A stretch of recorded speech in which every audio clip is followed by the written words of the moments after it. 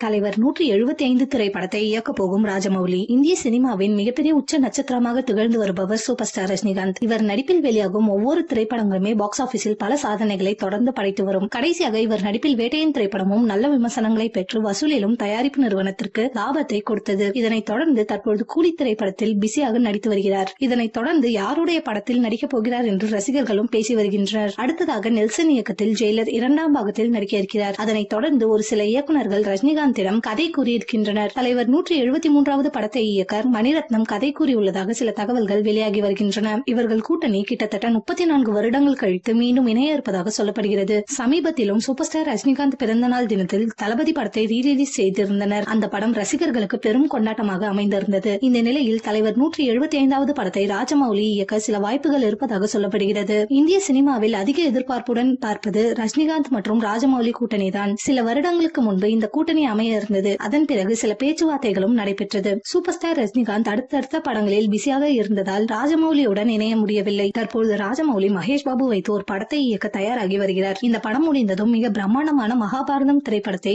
2000 கோடி பட்ஜெட்டில் இயக்க இருப்பதாக சொல்லப்படுகிறது. இந்த படத்தில் ரஜினிகாந்தை நடிக்க வைக்க ராஜமௌலி யோசித்து வருகிறாராம். இந்த திரைப்படம் சூப்பர் ஸ்டார் ரஜினிகாந்தின் 175வது படமாக இருக்க வாய்ப்பிருக்கலாம்.